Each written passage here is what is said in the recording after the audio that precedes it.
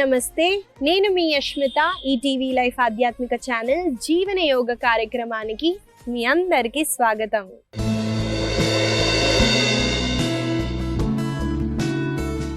ఎలా ఉన్నారండి మీరంతా? నేనైతే చాలా బాగున్నానండి. మీరందరూ కూడా బాగుంటారు, ఎందుకంటే మీరు జీవన యోగాని అలవాటు చేసుకున్నారు కాబట్టి. ఇవాళ మన సాధనాన్ని మొదలు పెట్టేద్దామండి. వార్మప్స్ తో మనము ఏ హ్యాండ్ సపోర్ట్ లేకుండా ముందుగా నిల్చోటానికి ట్రై చేద్దాం.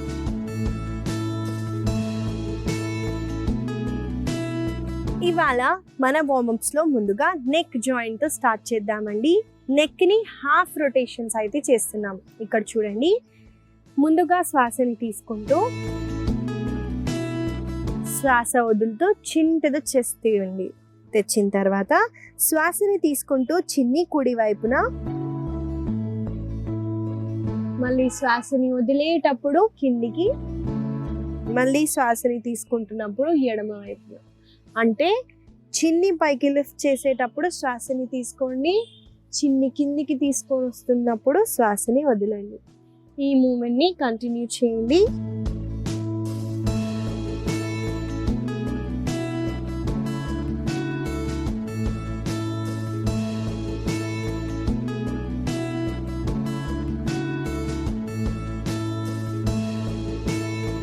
మెల్లగా సెంటర్కి వచ్చేసి రిలాక్స్ అవ్వండి. ఈసారి రెండు చేతుల్ని స్ట్రెచ్ చేస్తూ చూడండి, నేను కుడి చేతిని పైనుంచి ఫోల్డ్ చేస్తున్నాను, ఎడమ చేతిని వెనకాల నుంచి ఫోల్డ్ చేస్తూ ఇంటర్లాక్ చేయండి. చూడండి, నేను వెనక్కి తిరిగి చూపిస్తాను. ఈ పొజిషన్లో హ్యాండ్స్ని మీకు కుదిరితే ఇంటర్లాక్ చేస్తూ హోల్డ్ చేయండి. ఇప్పుడు మనము వేరే హ్యాండ్తో కూడా చేస్తాము.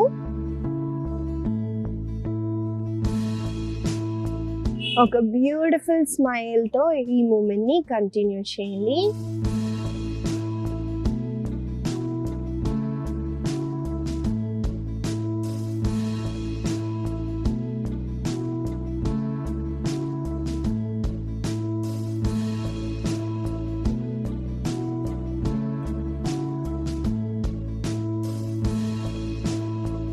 మెల్లగా సెంటర్కి వచ్చేసి రిలాక్స్ అవ్వండి. ఇప్పుడు నేను ఒక చిన్న టెక్నిక్ని చూపిస్తానండి. మీరు అందరు చేయగలుగుతారని నేనైతే అనుకుంటున్నాను. మనము ట్రై చేద్దాము. చూడండి, రెండు చేతుల్ని ముందుకి స్ట్రెచ్ చేయండి. చేసిన తర్వాత చూడండి, కుడి చేతిని ఎడమ వైపున, ఎడమ చేతిని కుడి వైపున షిఫ్ట్ చేశాను. తర్వాత పామ్స్ని ఇలా ఇంటర్లాక్ చేస్తున్నాను. చేసిన తర్వాత శ్వాసని తీసుకుంటూ రెండు చేతుల్ని లోపల నుంచి బయటికి స్ట్రెచ్ చేయండి. తర్వాత మళ్ళీ లోపల నుంచి బయటికి. చూడండి, సైడ్ నుంచి చూపిస్తాను. చూడటానికి చాలా ఈజీగా ఉంటుందండి, కానీ చాలా కష్టం. మీరు నెక్స్ట్ టైం హ్యాండ్ పొజిషన్ని చేంజ్ చేస్తూ చేయటానికి ట్రై చేయండి.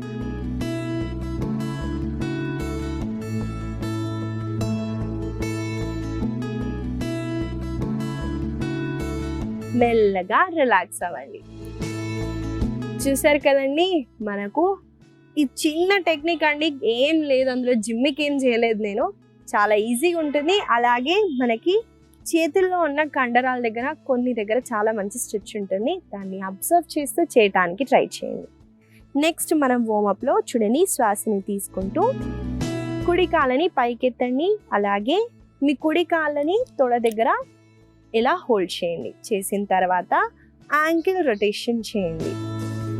శ్వాస తీసుకుంటూ యాంకిల్ని పైకి, శ్వాసని వదిలేటప్పుడు కిందికి. ఈ మూమెంట్ని కంటిన్యూ చేయండి.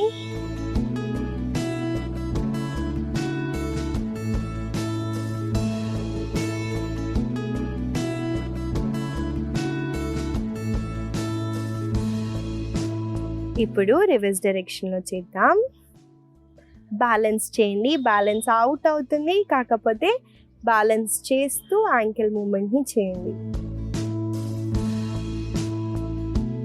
మెల్లగా కుడి కాళ్ళని రిలాక్స్ చేయండి. మనము ankle rotation just leg stretches కూడా చేయొచ్చండి, కాకపోతే బ్యాలెన్స్ ఎక్కువ చేయటం వల్ల మనకి ఫోకస్, కాన్సన్ట్రేషన్ పెరుగుతుంది.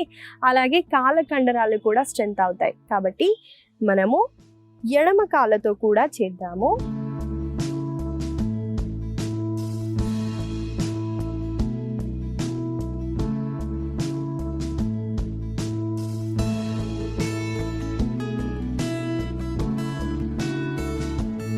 ఇప్పుడు రివర్స్ డైరెక్షన్ లో చేద్దాము.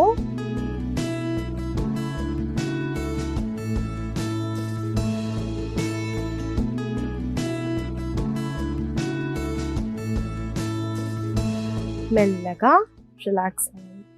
ఇవ్వండి ఇవాళ మన వార్మప్స్. మనము ఆసన సాధనలోకి అయితే వెళ్ళిపోదాం.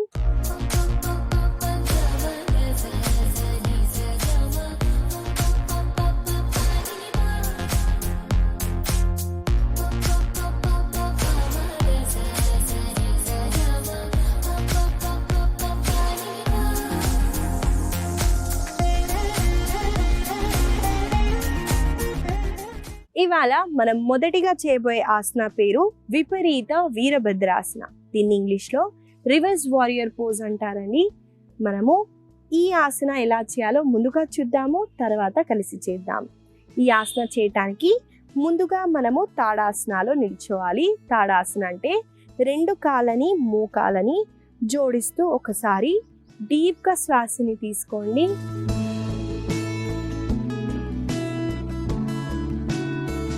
కంప్లీట్గా శ్వాసని వదలండి.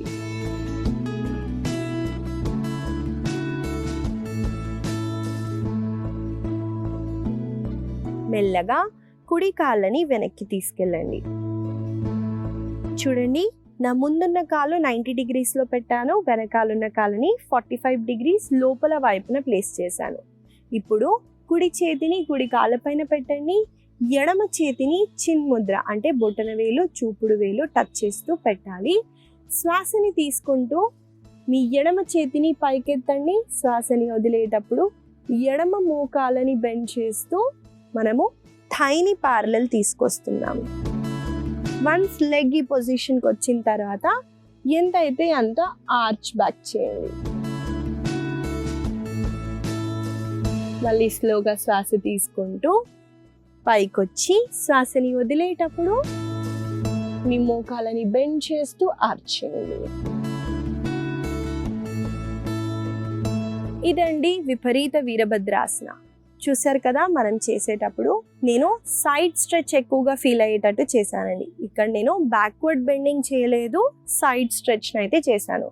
కాబట్టి మనకి ఇక్కడున్న ఫ్యాట్ని కరిగించడానికి చాలా ఉపయోగపడుతుంది. ముఖ్యంగా అబ్డామినల్ రీజియన్లో, అలాగే హిప్ రీజియన్లో మనకి కాళ్ళల్లో ఉన్న ప్రతి ఒక్క కండరాన్ని చాలా బలంగా చేస్తుంది. వీరభద్రాసన సిరీస్ అంటేనే స్టామినా పెంచుతుంది. కాబట్టి మనము కలిసి ఈ ఆసనాన్ని కొన్నిసార్లు అయితే చేద్దాము. నాతో పాటు మీరు చేయండి.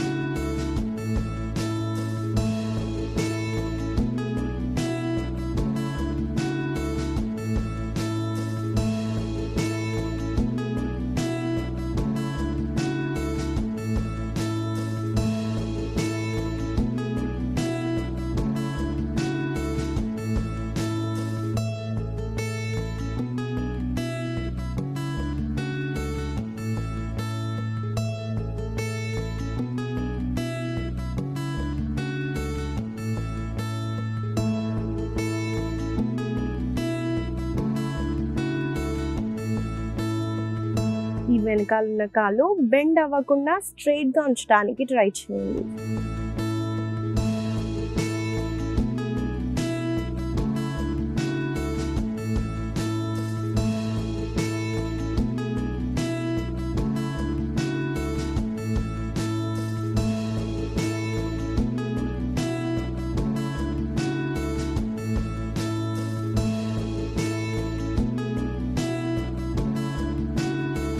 మెల్లగా సెంటర్కి వచ్చేసి 2 చేతులని కాళ్ళని రిలాక్స్ చేయండి. ఇదండి విపరీత వీరభద్రాసన.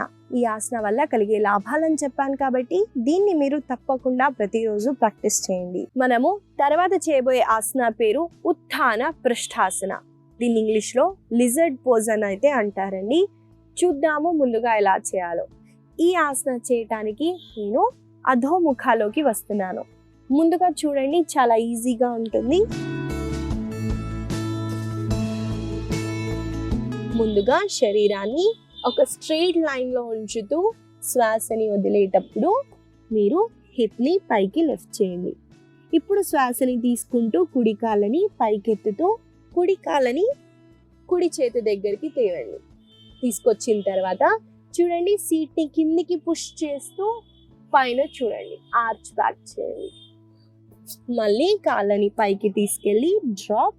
మళ్ళీ శ్వాసని తీసుకుంటూ ఎడమ కాళ్ళని పైకెత్తుతూ శ్వాసని వదిలేటప్పుడు ఎడమ కాళ్ళు ఎడమ చేతి దగ్గరకు వచ్చి ఆర్చ్ బ్యాక్ చేయండి.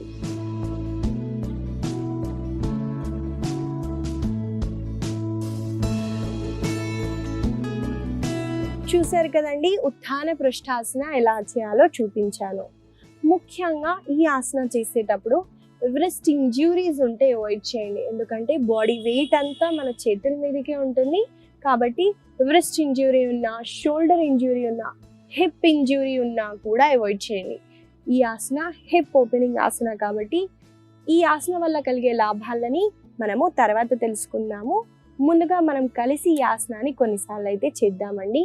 నాతో పాటు మీరు చేయండి.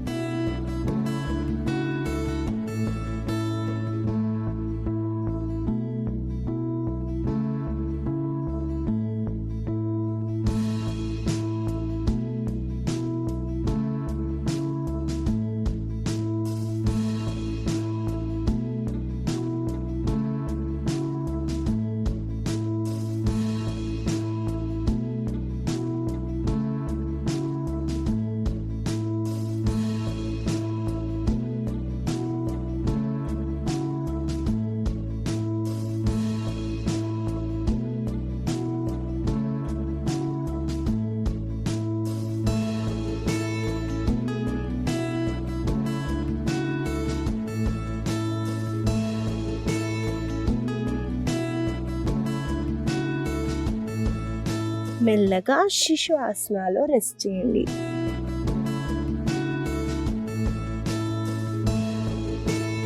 శ్వాసని తీసుకుంటూ మెల్లమెల్లగా మీరు పైకి రేజ్ అవుతూ శ్వాసని వదులుతూ మెల్లగా రిలాక్స్ అవ్వండి. ఇదండి ఉత్థాన పృష్ఠాసన మనం చేసాము. ఈ ఆసనాలో మనము ఎల్బోస్ మీదకి వస్తే ఇంకెక్కువగా స్ట్రెచ్ ఉంటుంది. కాకపోతే మనం డైనమిక్ మూమెంట్స్ చేయడానికి నేను పామ్స్ మీదే ఉన్నాను. కాబట్టి ఈ ఆసన చేసేటప్పుడు మీరు అబ్జర్వ్ చేసే ఉంటారని హిప్ దగ్గర చాలా మంచి ఓపెనింగ్ ఉంది. కాళ్ళు లిఫ్ట్ చేసి కాళ్ళని తీసుకొని రావటం వల్ల ఇంకెక్కువగా స్ట్రెచ్ ఉంటుంది. మనము ఎక్కువగా కాళ్ళలో వెనకాల భాగంలో అధోముఖ చేసినప్పుడు ఫీల్ అవుతాం. అలాగే కాళ్ళని ముందుకి తీసుకొచ్చినప్పుడు హిప్ అన్నది చాలా బాగా ఓపెన్ అవుతుంది.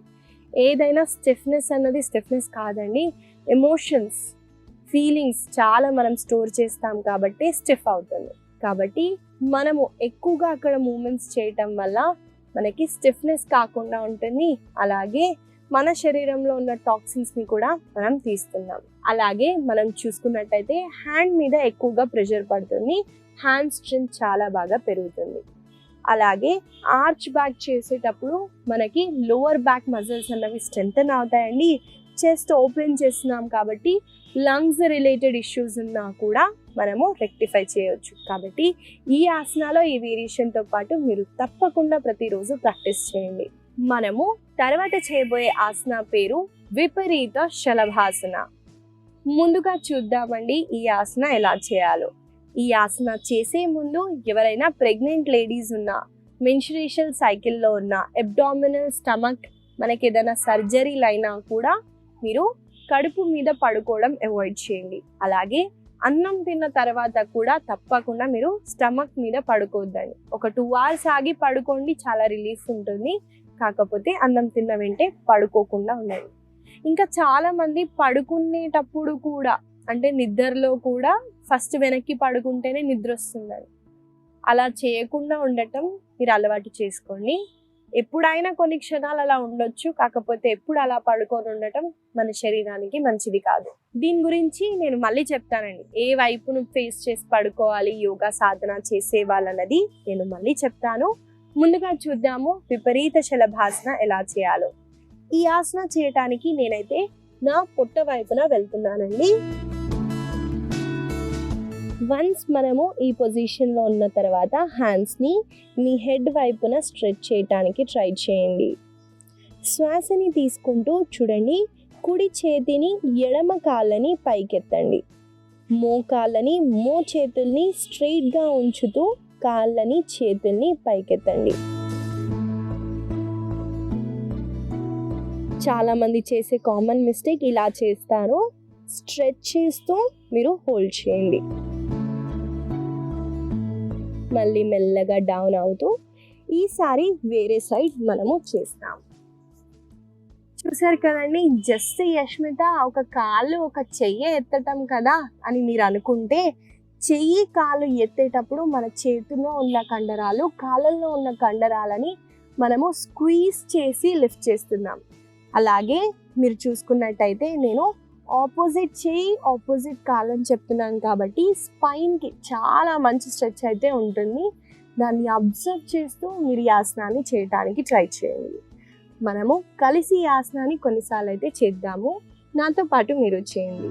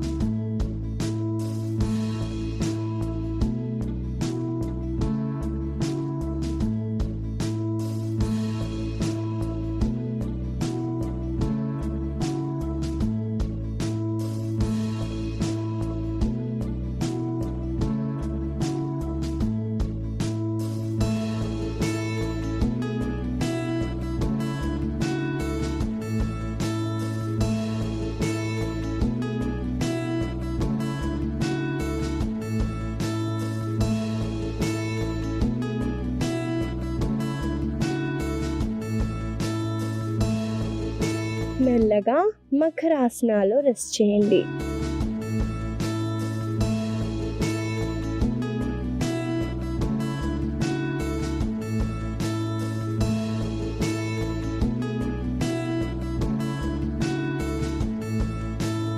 మెల్లగా ఒకవైపున తిరుగుతూ సుఖాసనాలు కూర్చోండి.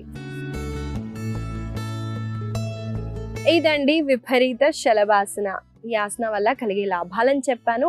అలాగే ఈ ఆసన పెద్దవాళ్ళైనా మంచం మీద ఉన్న వాళ్ళు కూడా ఈజీగా చేయొచ్చండి. కొన్ని ఆసనాలు చూడటానికి చాలా ఈజీగా ఉంటాయి, కానీ చేసినప్పుడు మనము చాలా మంచిగా అంటే రిలాక్సింగ్గా ఫీల్ అవుతాము. దాన్ని ఫీల్ అవుతూ చేయటానికి ట్రై చేయండి. మనము ఓం మంత్రాన్ని అయితే జపిద్దామండి ఇవాళ.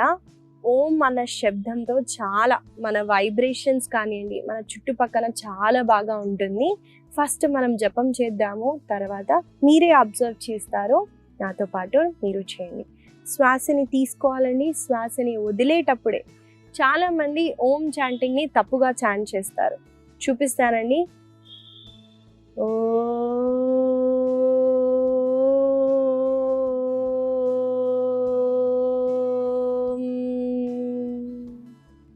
ఇలా చాంట్ చేస్తారు. ఇలా చాంట్ చేయొద్దండి. మకారా సౌండ్ని అంటే ఆ ఊ మకారా సౌండ్ని ఎక్కువగా మనం ప్రొలాంగ్ చేయాలి. చూడండి నేను ఎలా చేస్తానో, తర్వాత నాతో పాటు మీరు కంటిన్యూ చేస్తూ చేయండి. ఓ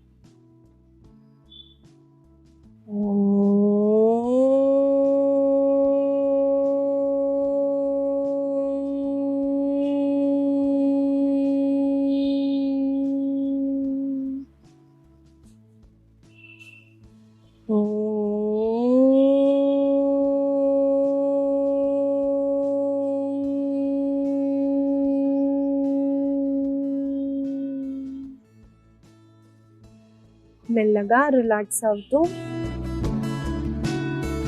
పాజిటివ్ వైబ్రేషన్స్ని మీ చుట్టుపక్కల అబ్జర్వ్ చేయడానికి ట్రై చేయండి.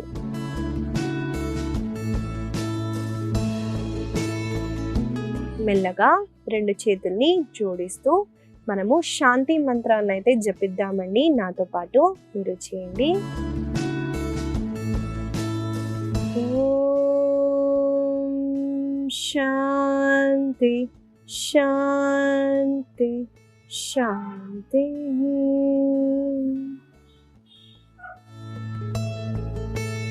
ఇదండి ఓం జపాన్ని అయితే మనం చేసినప్పుడు మీరు అబ్జర్వ్ చేస్తూ ఉంటారు. ఓం అంటే వైబ్రేషన్స్ బేస్ నుంచి మనకి పైకి వెళ్తుంది. మనం చూసుకుంటే ఏ పూజ విధానంలో అయినా మన ప్రాణశక్తిని ఎన్హాన్స్ చేయటానికి, మన శరీరంలో వైబ్రేషన్స్ తేయటానికి చేస్తామండి. గుళ్ళో గంట కొట్టినా, అలాగే శంఖం ఊదుతారండి. చాలామంది నార్త్ వాళ్ళైతే శంఖం ఊదుతారు వాళ్ళు శివుడికి పూజ చేసిన తర్వాత. వాళ్ళు ఎంత శ్వాసను తీసుకొని బిగపెట్టుకొని శ్వాస వదిలేటప్పుడు వాళ్ళు ఎంత గట్టిగా ఊదుతారో దానికి కూడా లంగ్ కెపాసిటీ చాలా బాగా పెరుగుతుంది. మీరు చూసుకున్నట్టయితే ప్రతి దాంట్లో ఒక మీనింగ్ ఉంటుంది. కాబట్టి మీరు తప్పకుండా ఈ ఓం మంత్రాన్ని జపించండి. అలాగే ఆసనాలు మనం చేసినవి గుర్తుపెట్టుకుంటూ రోజు పొద్దున సాయంత్రం వేళలో తప్పకుండా ప్రాక్టీస్ చేయండి. ఇవాళ నేను మీకు ఇచ్చే చిన్న సలహా ఏంటంటే అండి, కాంజీ అంటారు. ఇది ఎలా చేయాలో చెప్తానండి. బీట్రూట్ని తీసుకోండి, కొన్ని ముక్కలు తీసుకొని కొన్ని నీళ్లు తీసుకొని అందులో యాడ్ చేసి మనము ఆవాలు ఉంటాయి చూడండి, నల్లవి కావు, మనకి బ్రౌన్ కలర్లో ఆవాలు అయితే దొరుకుతాయి. అవి ఇంకా మిరియాలు కొంచెం ఉప్పేసి దాన్ని అలా ఫర్మెంట్ అవ్వడానికి వదిలేయండి. ఒక 2 days వదిలేస్తే చాలా బాగా ఫర్మెంట్ అవుతుంది. ఇది గట్ హెల్త్కి చాలా ముఖ్యమండి. మీరు వీక్లీ ఒక్కసారి చేసినా లేదా 2 సార్లు చేసినా కూడా మీ డైజెషన్లో చాలా ఇంప్రూవ్మెంట్ ఉంటుంది. దీన్ని కాంజీ అంటారు. దీన్ని మీరు తప్పకుండా తీసుకోవటానికి ట్రై చేయండి. ఈ చిన్న సలహా మీకు ఉపయోగపడుతుందని ఆశిస్తూ మళ్ళీ కలుద్దాం.